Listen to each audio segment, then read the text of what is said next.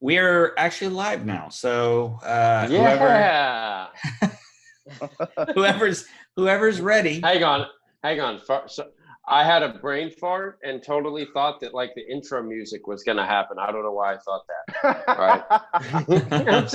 I'm sitting here waiting for the intro music, and I'm like, okay, in a minute now, let's go.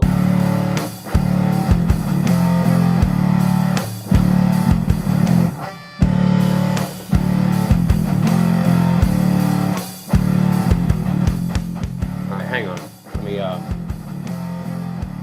right, that was my Michael Scott moment. Okay. All right, ladies and gentlemen, welcome back to another episode of the UNT3. I'm your host, Ryan Gerfers. I'm here with my co-host, Christian Fisher and Joel Cox. What we do here is we are all music all the time, bringing you different subjects that we're going to discuss. We're three best friends that just love talking about music whenever we get together. We figured that why not bring you into this discussion. What we're going to be looking at tonight is we're going to start off, we're calling it the Super Fight. And Joel is going to give us two bands, and we're going to discuss in a head-to-head which one of these bands would prevail as the winner. So Joel, take it away.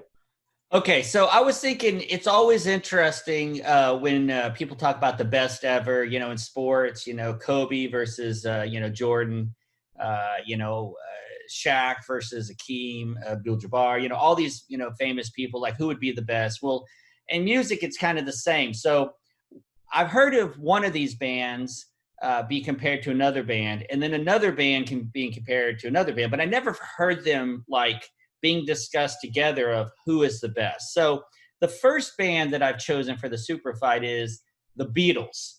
Now, normally when we talk about the Beatles, we talk about the Rolling Stones, okay? Well, I thought that would be kind of boring. So what I'd like to do is I am a huge Beatles fan. I'm also a huge Led Zeppelin fan. Oh, I've heard these two pitted against each other. So what I thought would be fun to do is to discuss who we think is better of these two bands. Now, what makes this interesting, as I was explaining earlier to the guys while we were talking about this, is that for one, they have about the same amount of albums. They have about the same time span that they were together. They have almost, I guess the Beatles have less members alive now, but they have about the same number of members that are still alive. They still have a reigning impact, but they're in two kind of distinct kind of areas. Beatles came first and they had a huge impact, and then Zeppelin came second and they had a huge impact. So what I thought would be fun is, Fisher, I'm going to let you start. Which one of the two that if you had to discuss now that you've had a little bit of time, because I sprung this on you, of the two, which would you choose in a super fight? Go. To win? Yeah, like which one, based off, now you can base it off of album sales, or it could just be like off of just what you may just prefer Zeppelin over the Beatles or vice versa, or it could be off of just their catalog, their impact. Yeah. Well, if you had asked this question to me, I don't know, even 5 years ago, I probably would have gone Zeppelin. Just that's my preference. Usually is the more kind of leans more towards the harder side of rock, but I think I'm gonna have to go to the Beatles on this one. Not just because of their impact and just their overall presence in the music scene, but like you can't discount the success that Paul had on a individual basis when he went out solo. You can't discount the solo success that John Lennon had and George Harrison. Yeah. I think for me, that's what puts it over is the fact that you had three of the greatest songwriters of all time in one band, and that they were able to translate that success on a solo basis. Okay. So for me, I'd have to go the Beatles. And you're basing it not just on the fact that they were just good as a group, but they were also good individually on their own. Well, that, and I mean, how many bands today can you listen to and go, oh, I can definitely hear a Beatles influence in that, as opposed to bands where you hear, oh, that's a Led Zeppelin influence. One could probably make the argument that argument is probably head to head, the influence argument. Yeah. But just on a cultural impact, like, there wasn't a Zeppelin mania. There was a Beatlemania, right? And then those three members, Paul, George, and John, were able to splinter off when the group broke up and have their own individual success. Yeah.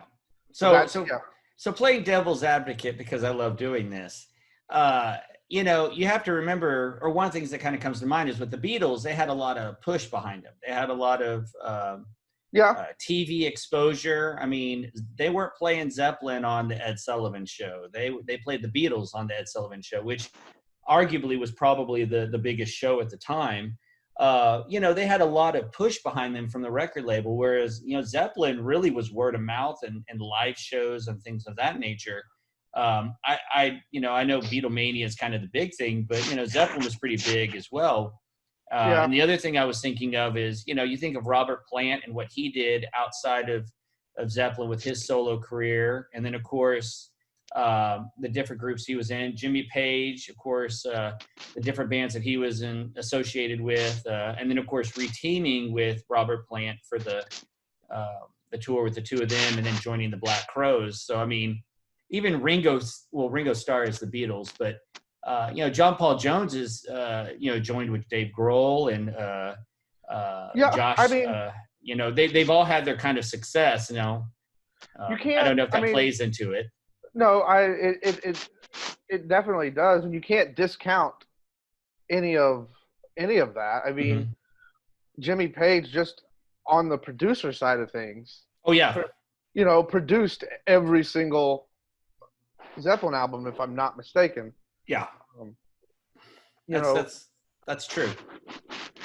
I mean, but as far as being able to reach as wide an audience as possible, I think the Beatles were a little more palatable than Zeppelin. I agree. So I agree there. That's why I lean towards the Beatles. Mm-hmm.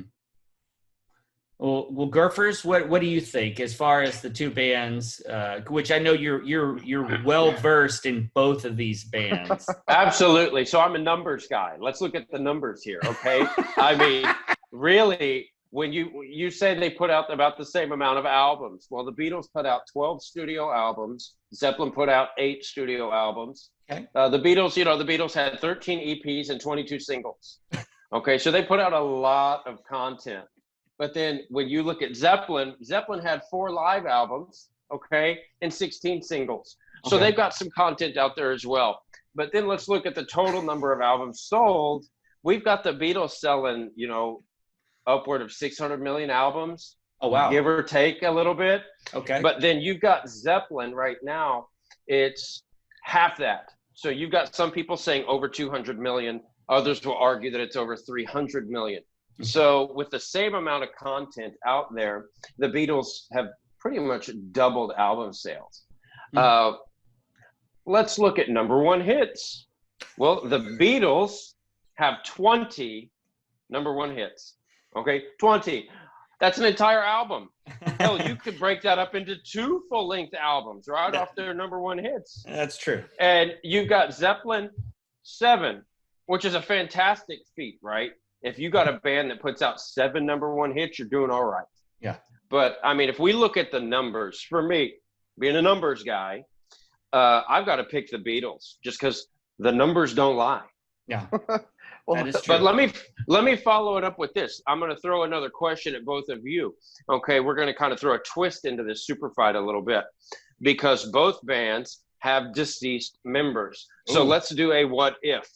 Let's pretend for 1 second that both bands, every member is still alive today. and they are still capable of going on and putting on a full-length live show. Which one of these two bands' concert in a stadium would sell out the fastest? Would the Beatles sell out faster, or would Led Zeppelin sell out faster? Oh, that's I don't know. That's tough. I know mean, that. Well, Zeppelin rejoined. I mean, they did that concert a couple years back with In 2012 with Jason Bonham, Yeah. and I mean, there was, artists trying to get concert tickets, and they couldn't even get concert tickets, and it was at the that huge arena in The O2 Arena. I mean, overseas. In So London. I mean, I think one of the things that you would see that the Beatles would benefit from, like Zeppelin was a 4-piece band that just they did what they did live and it worked.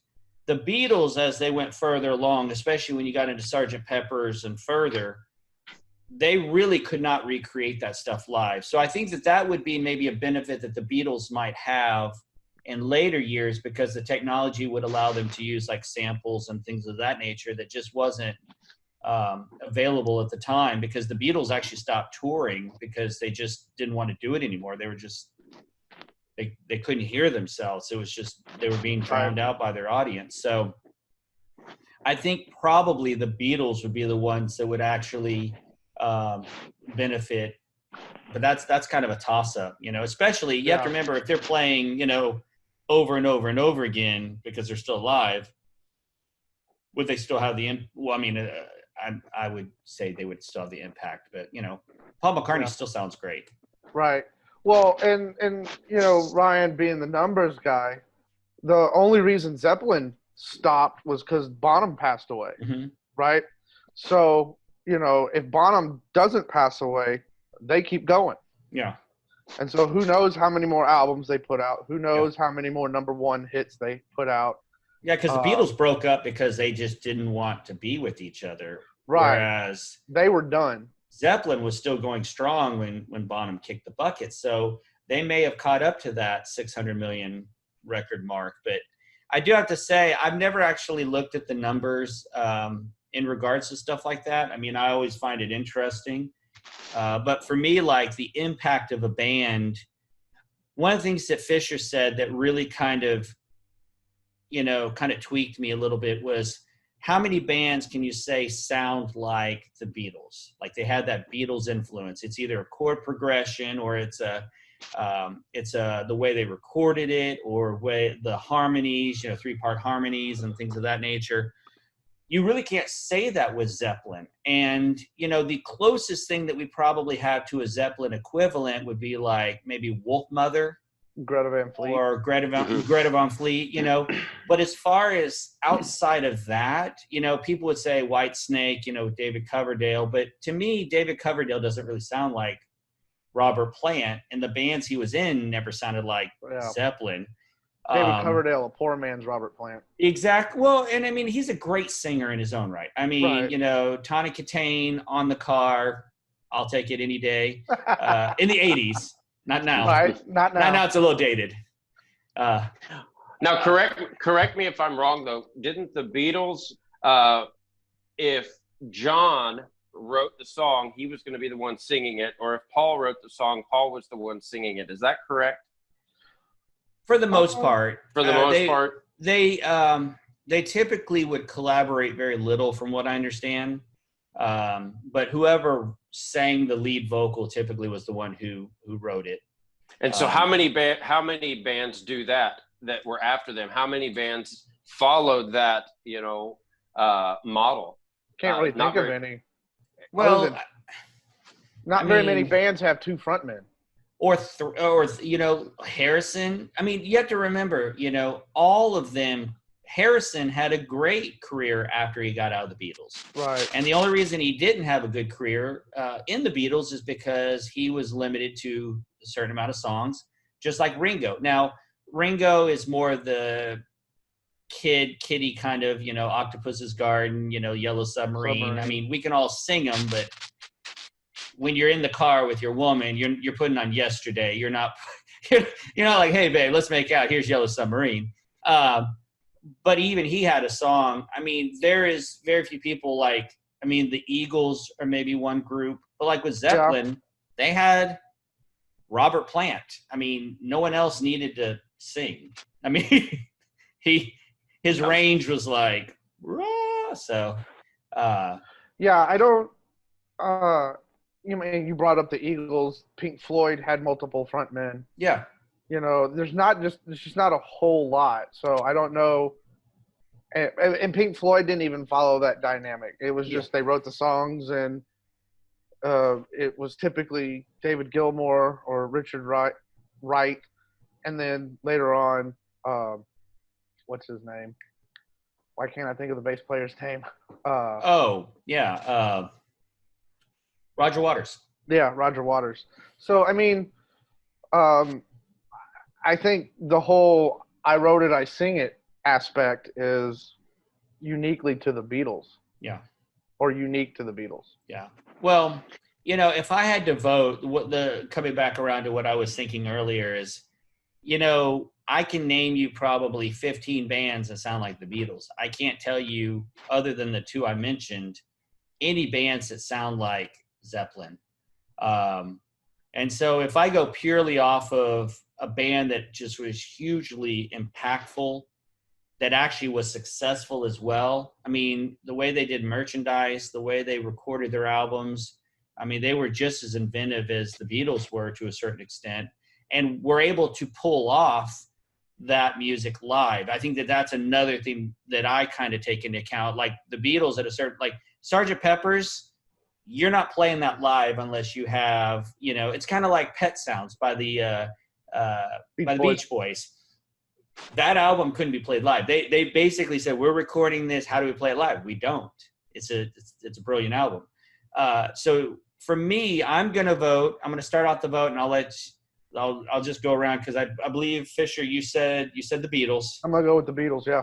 Gurfers, I assume you said the Beatles as well, correct? Yes. Okay. Yes. Well, the Beatles have already won, but I'm going to say, for my opinion, I think Zepplin, only because, and I love the Beatles, but I think just based off of what I just said, that there's no one that sounds like that.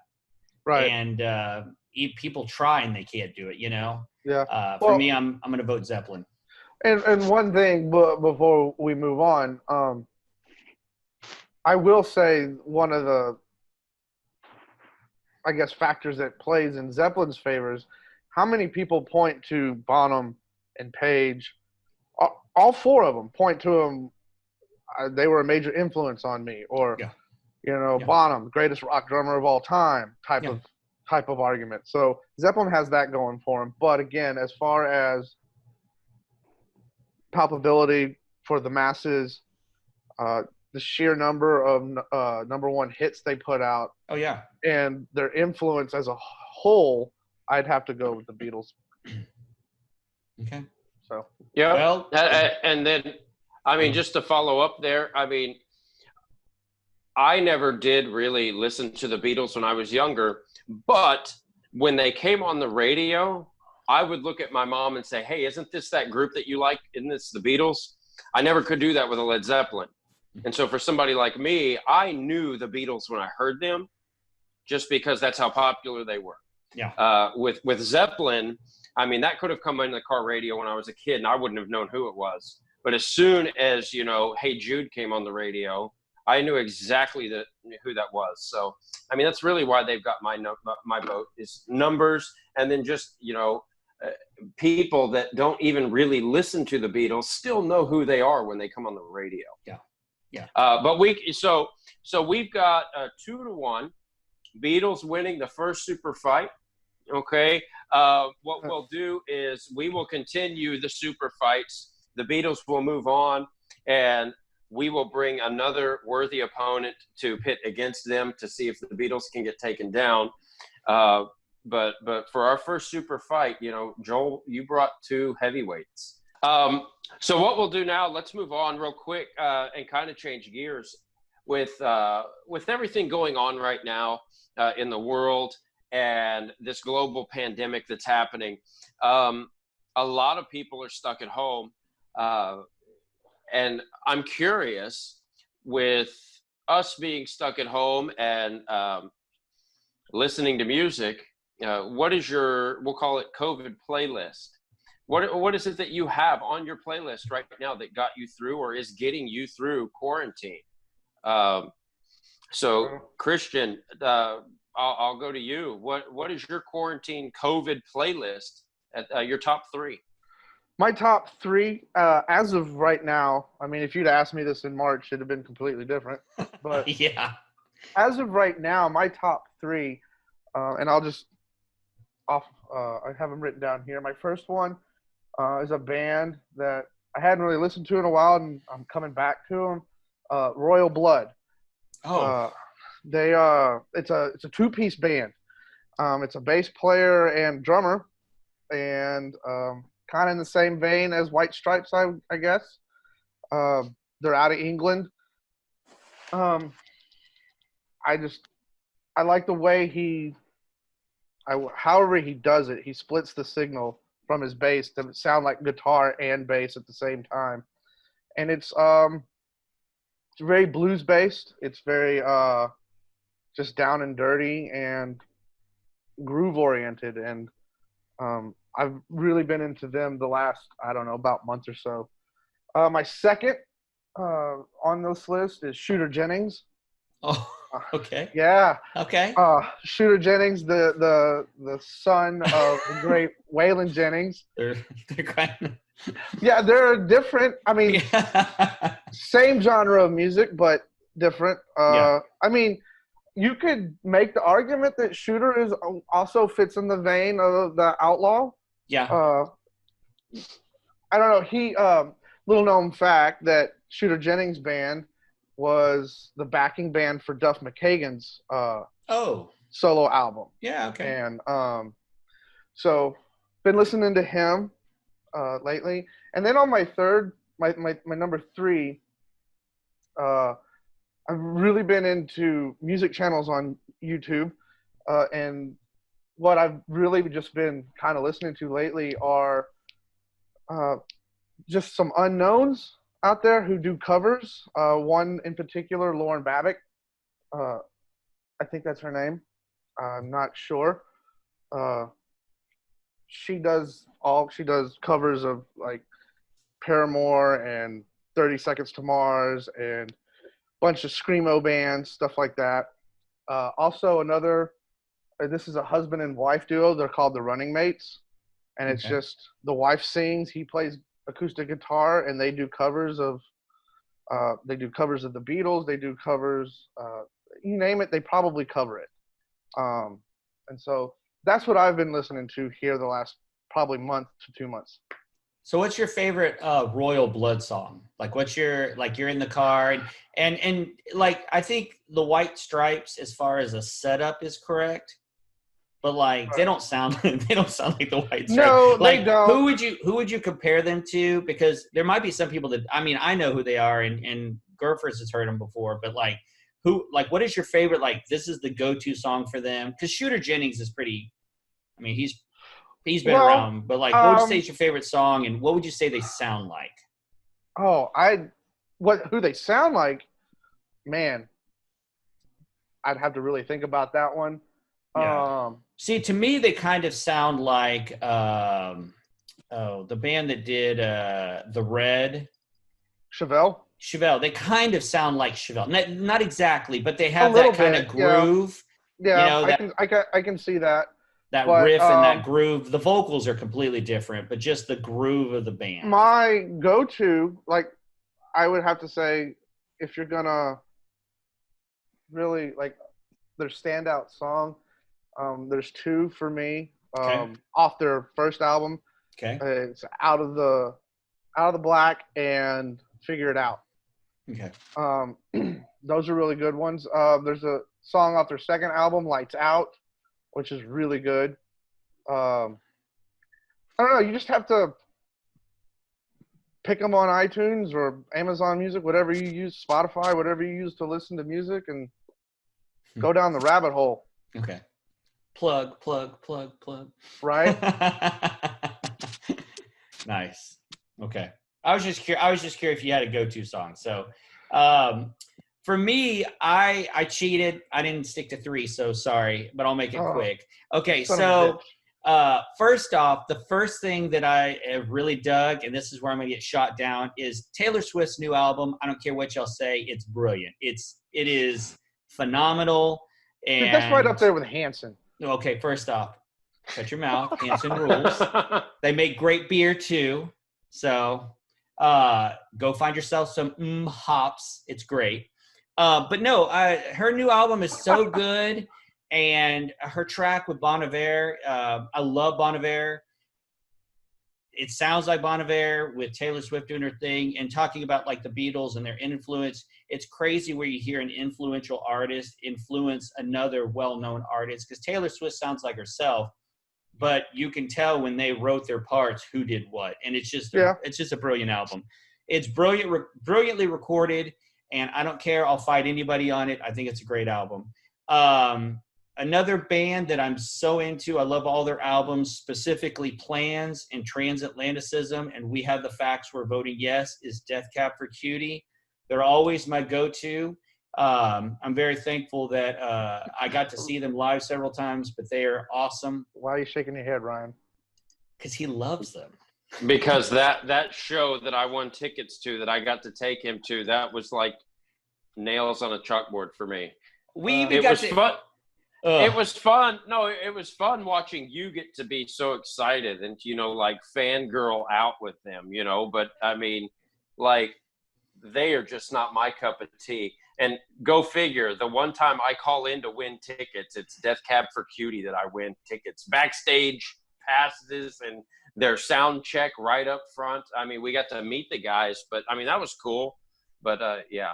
Yeah, he called me at after 11 o'clock to tell me that he'd won tickets and he was going to take me. So I thought that was great. Anyway, so Death Cab for Cutie, such a great band.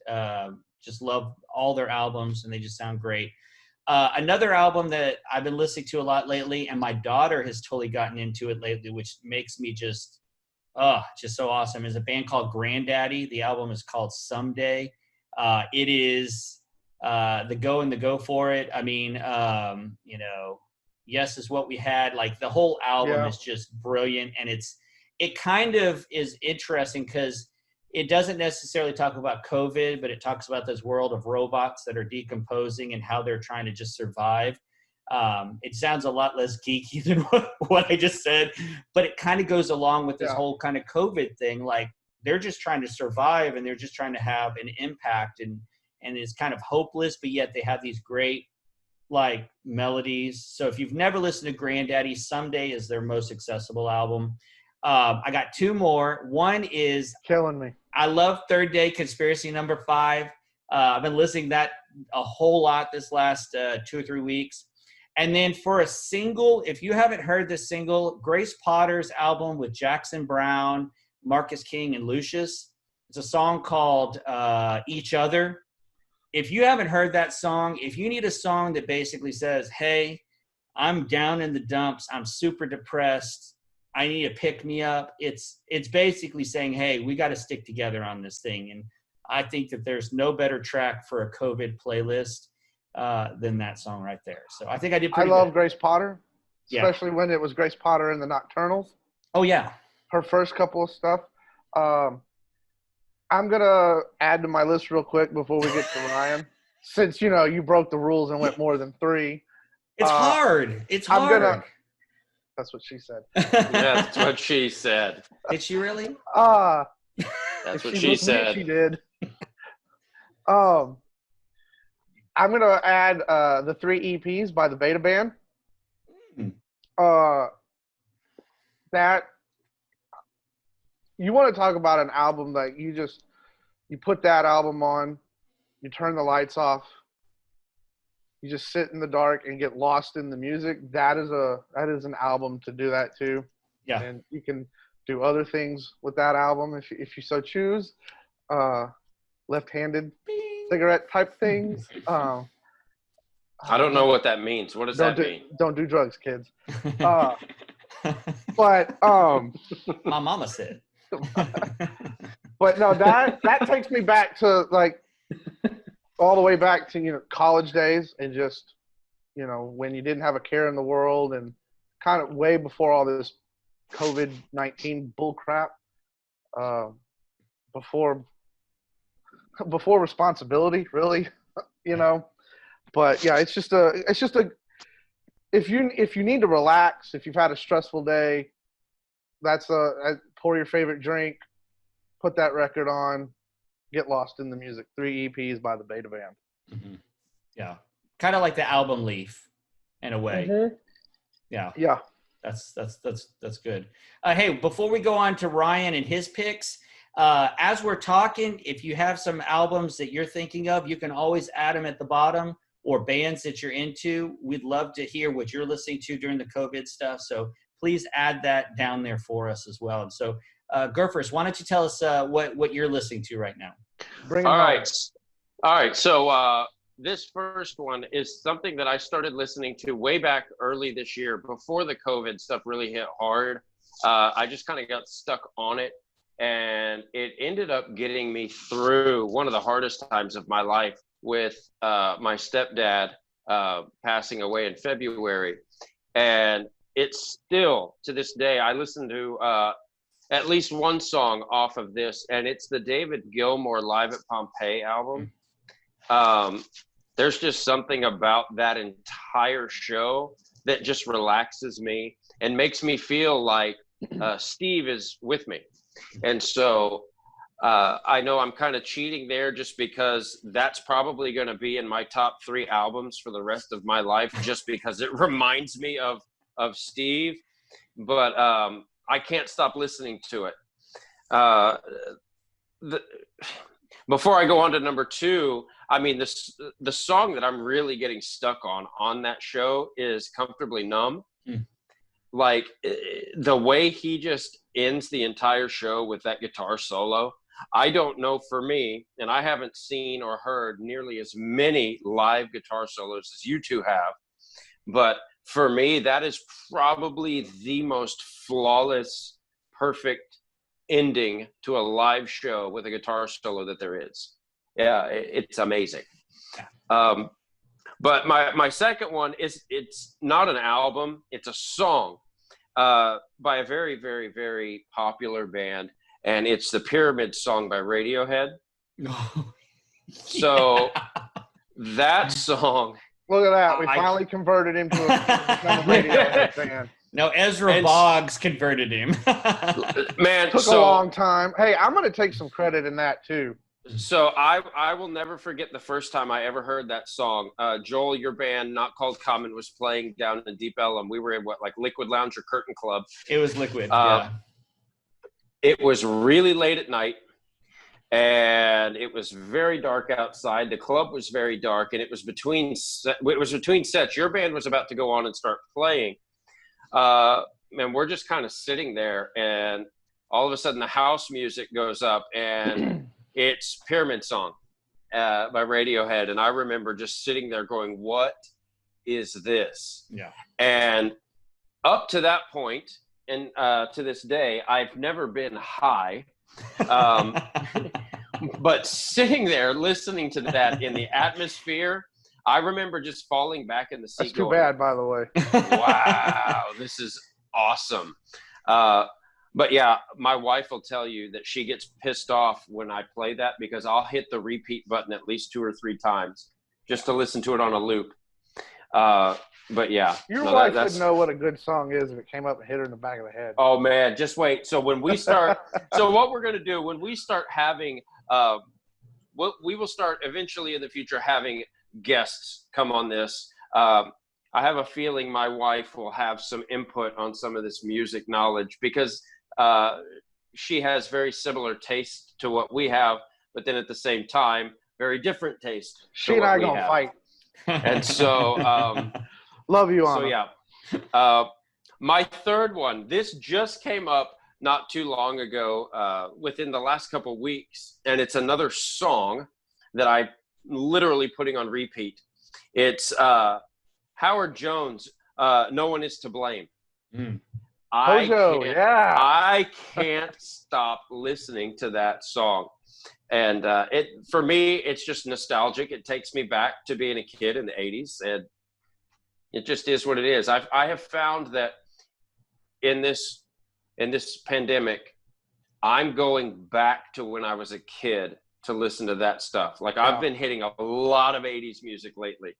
And I think it's just to, go back to when, like y'all said earlier, when we didn't really have a care in the world and it didn't really matter. There was no responsibility. And that's what that 80s music is for me, because I was a kid. Yeah. And so it takes me back to a time where I didn't have to worry about anything. So those are my three. I'm not going to break the rules. I'm sticking to three because I'm a numbers guy and I stick to the numbers. All right. The trifecta. I will say though, Pyramid Song, that is a great song off of Amnesiac. For those people who don't know, if you've never heard that song, it's not Creep, it's not Paranoid Android. It is, grab a beer, sit on your back porch, turn off the lights, and just listen to that song at a very loud volume, and it'll change your world. And I'm looking forward to hearing Anna's fight between Fisher and well, I mean, I won't fight with her. She's look. She likes the song "Shining Happy People," so What is the quote? She is small, but she is fierce. Though she is small, she is fierce. Yeah, she gets along well with me, but I'll just watch the show. I love Anna. She's a pretty cool cat, but oh, you cool cats and kittens. All you cool cats and kittens out there, yeah. I'll edit that out. No, don't edit that out. Keep that in, because everybody knows she fed her husband to the tigers. Dude, there's no way she didn't. Anyway, so what we're going to do this week, also, we're going to do another segment with what we did last week. It's called The First Listen, where Joel has prepared a song for me to listen to for the first time ever to get my reaction to see how this is going to go. It very well could be Christian's first listen as well, because Joel has a very, very interesting taste in music sometimes, to where I may say bad words. I don't know. But let's see what kind of he's going to be playing this week. Okay, so the question that I have is, before we play this song, would you like to just listen to it first, or would you like me to actually play this 30-ish second song and then let you comment on it? Just play the song. Just play it. Then I'll comment. But if I can't handle it after 10 seconds, I'm going to let you know. Okay, so this is the thing, though. When we listen to this song, you have to listen to it all the way through, because the ending is the best part. Okay? That's what she said. 1, 2, 1, 2, 3, I got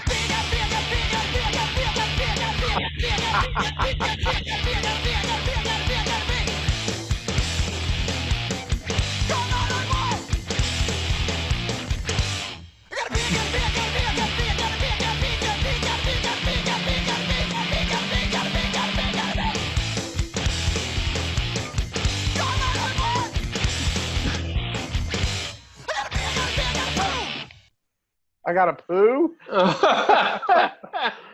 Dude, okay, so like, no pun intended. That was crap. Yeah. So all right. So like, real talk. Okay. Do you actually listen to that crap, dude? I actually do. This is the band NOFX.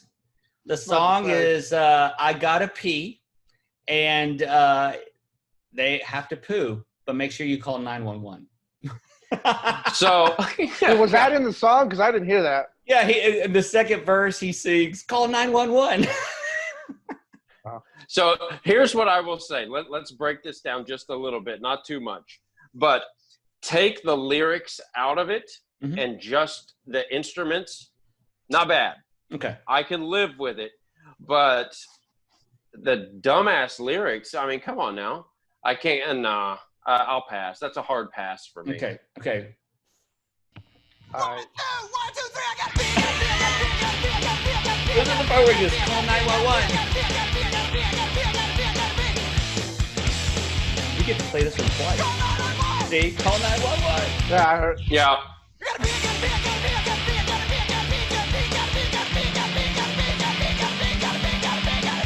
Oh my god, this is so great.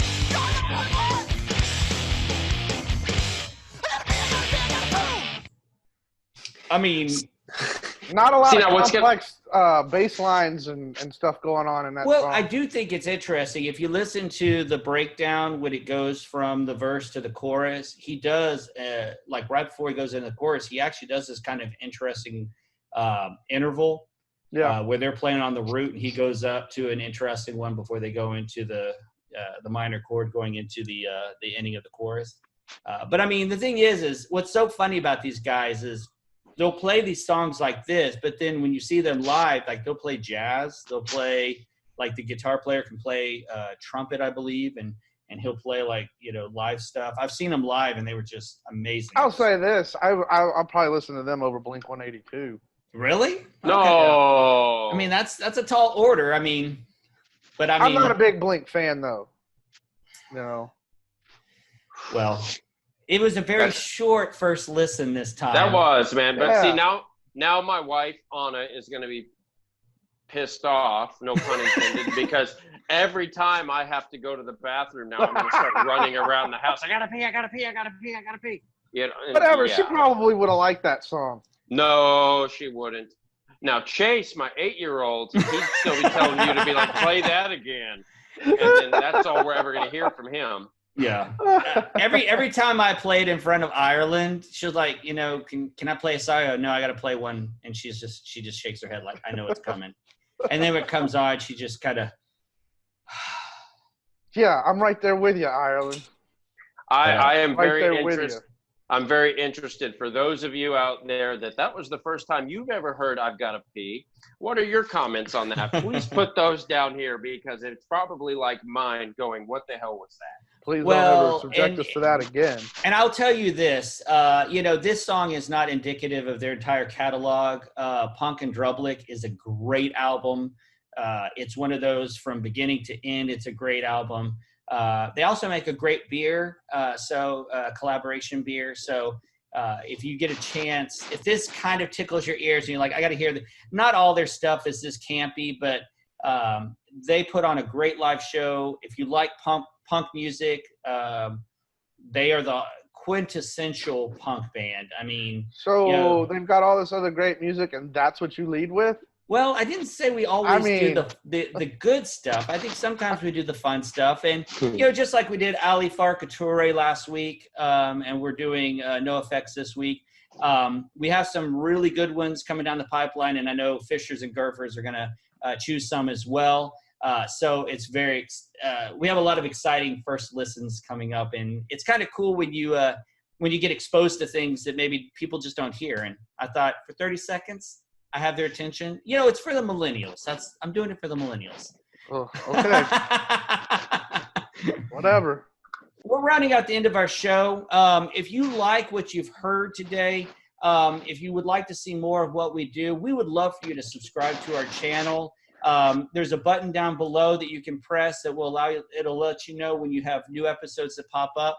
And then also, we'd love to hear back from you. Please put feedback down below. We love the cowbell sound. But if you have questions about the music that we're doing, if you have suggestions on topics you'd like us to cover, we would love to talk to you and get to know you and kind of just build a community. Because this is what we do every time we get together is I've watched the Pompeii show because I go over to Gurfer's house and he puts it on while we're eating dinner. And this is literally what we do. So if you like doing this, become part of this community and let us know. Yeah, and I'm going to shout out a couple of channels that on YouTube that I really I just really like. I dig. One is The Beat Goes On. This channel does deep dives into influential bands like Whatever Happened to, insert band, or, you know, they do a deep dive inside an album. And then the other channel is Middle 8. And what Middle 8 does is takes an album and says, what makes this album great? And just does it just like The Beat Goes On, does a deep dive into the album and really gives you the kind of history behind how they made the album, how they, wrote the songs, the everything that goes into making an album. That's what Middle Eight does. Cool. Awesome. Well, so here's what we're looking at for next week. Okay. Well, we talked about on our first show that we were going to throw around the idea of putting together a super group. So what we're going to do is we're going to start that process in our next show. What that's going to look like is we're going to pick one member of the group in a show. So this is going to go on for several episodes here. We haven't decided which member we're going to do, but what we're looking at is we're going to pick a drummer, a bass player. We will pick a rhythm guitarist / keyboard player, a lead guitarist, and a front man. And again, each week we'll pick a member to discuss and put in on the super group. We also are going to have round 2 of the super fight. We've got the Beatles going on, and so we're going to bring up another worthy opponent to see if they can take down the Beatles. And then we will have, hopefully, another first listen that's not going to be talking about having a baby. So we'll see what kind of first listen we can get in. But as always, thank you guys for coming here, and we will see y'all next week. Peace. Too much metal for one hand.